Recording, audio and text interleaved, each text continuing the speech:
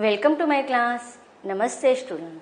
बच्चों, आज हम कक्षा 7वीं के पाठ्य पुस्तक वसंत भाग 2 का अध्ययन करने जा रहे हैं और इसमें आज हम चैप्टर नंबर 11वां पढ़ने जा रहे हैं। चैप्टर नंबर 11वां जिसका शीर्षक है रहीम के दोहे। और रहीम के दोहे इस कविता का यह सेशन नंबर पहला है। हमारा जो चैप्टर नंबर 11वां है वह रहीम के दोहे है।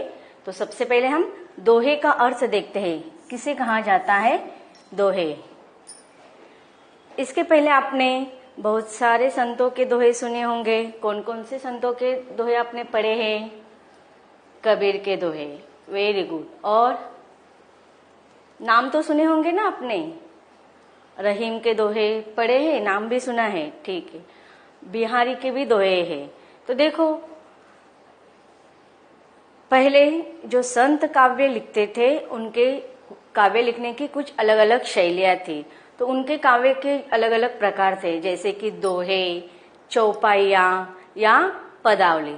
जैसे कि सूरदास की पदावली, मीराबाई के पदावली या चौपाई भी हम उसे कहते हैं। फिर कबीर की दोहों को हम साखियां भी कहते हैं। तो अलग अलग काव्यों के प्रकार है। इसमें आज हम सबसे पहले दोहे किसे कहते हैं ये जान लेते हैं। दोहों का अर्थ क्या होता है कि दो पंक्तियां की जो काव्य का जो अलग अलग प्रकार होते हैं उसे दोहा एक छंद भी माना जाता है। दोहे या अधिकतर 2 पंक्तियों के होते हैं और जो चौपाइयां होते हैं वह 4 पंक्तियां के होती है। तो देखो, दोहे और चौपाई इनके नाम से ही हमें पता चलेगी। दोहे 2 पंक्ति के, चौपाइया 4 पंक्ति के। तो अलग अलग संतों ने चौपाइया और दोहे लिखे हैं। तो इस प्रकार हमें दोहे का अर्थ समझ में आ गए कि काव्य का वह प्रकार जिसमें कवि ने या संतों ने 2 पंक्तियों में लिखे हुए हैं। तथा दोहे की विशेषता क्या होती है पता आपको? कम से कम शब्द में अधिक से अधिक भावों को, अर्थ को प्रकट करना। तो यह हुई दोहे की विशेषता। जब हम दोहे पढ़ेंगे तो मैं और भी आपको बता दूंगी कि किस प्रकार कविता और दोहे में फर्क है। कि कविता जो होती है तो वो पूरी कविता में एक ही भाव को व्यक्त किया जाता है अधिकतर, लेकिन दोहा पूरा अपने आप में अर्थपूर्ण होता है। उसका दूसरे दोहे के साथ अर्थ लेने की जरूरत नहीं पड़ती। तो इस प्रकार दोहे किसे कहते हैं यह हमने संक्षिप्त में जानकारी हासिल कर ली।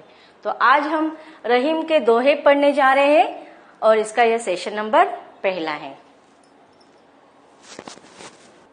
तो बच्चों, सबसे पहले हम संत कवि रहीम जी इनका जीवन परिचय देखते हैं। कवि रहीम, इनका पूरा नाम अब्दुल रहीम खाना था। इनका जन्म 17 दिसंबर 1556 को लाहौर में हुआ था। रहीम के पिता का नाम बैरम खान था तथा माता का नाम सुल्ताना बेगम था। बैरम खान जो रहीम के पिताजी थे वे मुगल बादशाह अकबर के संरक्षक थे। कहा जाता है कि रहीम इनका नामकरण अकबर ने ही किया था। रहीम को वीरता, राजनीति, राज्य संचालन, दानशीलता तथा काव्य जैसे जो अद्भुत गुण हैं यह उनके माता पिता के द्वारा विरासत के रूप में मिले थे। कहा जाता है कि उनकी माता और पिता यह भी एक अच्छे कवि और गायक थे।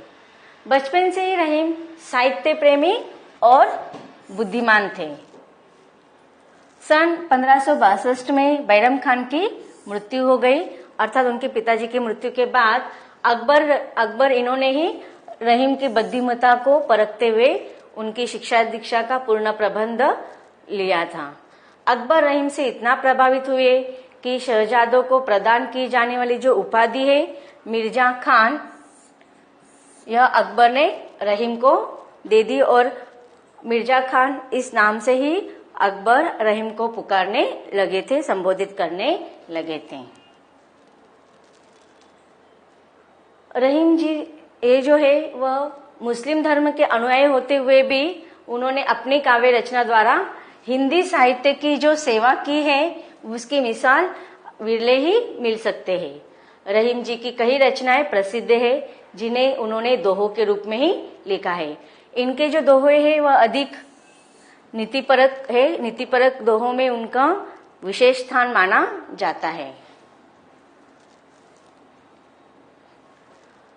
रहीम के ग्रंथों में रहीम इन्होंने दोहावली, सतसई, बरवे, नायिका भेद, श्रृंगार, सोरठा, मदनाष्टक, राग पच्चाध्यायी, नगर शोभा, फुटकर बरवे, फुटकर छंद तथा पद और फुटकर कवित्व, सवय, संस्कृत काव्य, यह सभी उनके प्रसिद्ध काव्य रचना है। इन्होंने तुर्की भाषा में लिखी बाबर की आत्मकथा तुजगी बाबरी फारसी में अनुवाद किया है। मासिरे रहीमी और आईने अकबरी में इन्होंने खान खाना और रहीम अर्थात इन दो नामों से उन्होंने अपनी कविता लिखी है। रहीम जी का व्यक्तित्व बहुत प्रभावशाली था। यह मुसलमान होकर भी एक कृष्ण भक्त माने जाते हैं। इन्होंने खुद को रहीमन कहकर संबोधित किया है। देखो हम जब दोहे पढ़ेंगे तो उसमें रहीम जी इन्होंने खुद के लिए रहीमन कहत है, रहीमन, इन शब्दों का प्रयोग ज्यादा करके किया है। इनके काव्य में अधिकतर नीति, भक्ति, प्रेम और श्रृंगार का सुंदर समावेश मिलता है। नीति मतलब मानव को संदेश देने वाले उपदेश पर जो दोहों का प्रकार है उसे नीति परक दोहे कहा गया है। भक्ति, ईश्वर के प्रति असीम प्रेम को भक्ति कहा जाता है, तो उनके दोहों में नीति परक दोहे, भक्ति परक दोहे भी है तथा प्रेम और श्रृंगार वर्णन भी उन्होंने अपने दोहों में किया है। रहीम जी ने अपने अनुभवों को अति सरल और सहजता से जिस शैली में अभिव्यक्त किया है वह वास्तव में बहुत ही अद्भुत है। उनकी कविताओं, छंदों, दोहों में अवधी, ब्रज भाषा तथा खड़ी बोली का प्रयोग हुआ है। मुख्य रूप से ब्रज भाषा का ही प्रयोग हुआ है। भाषा को सरल, सरस और मधुर बनाने के लिए इन्होंने तद्भव शब्दों का अधिक प्रयोग किया है। मुस्लिम धर्म के अनुयायी होने के बावजूद भी रहीम ने जो हिंदी साहित्य में जो काम किया है वो वाकई बहुत प्रशंसनीय है। आइए आज हम कुछ रहीम के कुछ प्रसिद्ध दोहों के बारे में जानते हैं।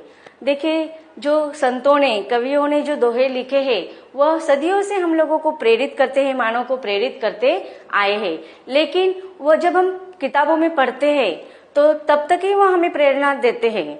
वास्तविक जीवन में हमें उनसे प्रेरणा लेनी चाहिए। तो आज हम जो कवि रहीम जी इनके दोहे पढ़ने वाले हैं वह बहुत ही प्रेरणादायक है और उसको सिर्फ किताबों में पढ़कर नहीं रखना है, हमें अपने जीवन में वास्तविक में उतारना है।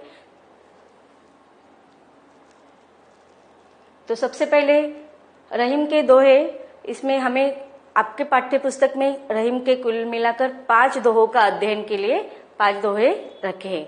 रहीम ने बहुत सारे दोहे लिखे हैं, उसमें से चुनकर जो महत्वपूर्ण दोहे हैं उसका आज हम विस्तार से अध्ययन करने जा रहे हैं। तो सबसे पहले कौन से दोहे हैं उनको हम संक्षिप्त में पढ़ते हैं। कही रहीम संपत्ति सगे, बनत बहुत बहुरीत, विपत्ति कसोटी जे कसे, तेई साचे मीत।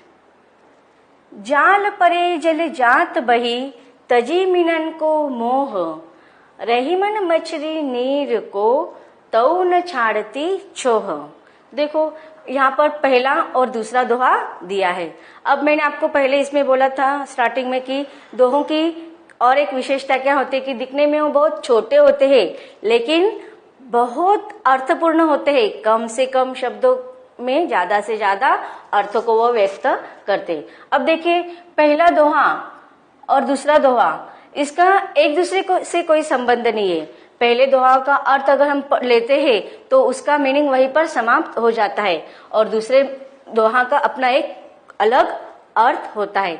जबकि कविता जो होती है, कविता अगर हम पढ़ते हो तो बहुत सारे पंक्तियों की होती है, कभी 10 पंक्तियों की, कभी 15 पंक्तियों की। तो पूरे कविता में कवि अधिकतर एक ही संदेश देते हैं या उससे एक ही सीख निहित होती है या संदेश निहित होती है। लेकिन दोहों का ऐसा नहीं होता है। दोहों में हर एक दोहो का दूसरे दोहो के साथ अर्थ नहीं होता है, अपने आप में वह पूरा एक दोहा अर्थपूर्ण होता है और दूसरा दोहा का अर्थ अलग होता है।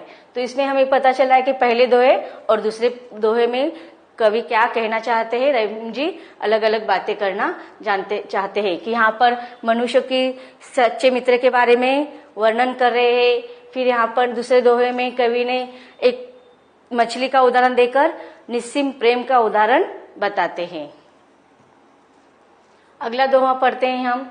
तीसरा दोहा है, तरुवर फल नहीं खात है, सरवर पियत न पान, कही रहीम पर काज हित, संपत्ति संचय सुजान।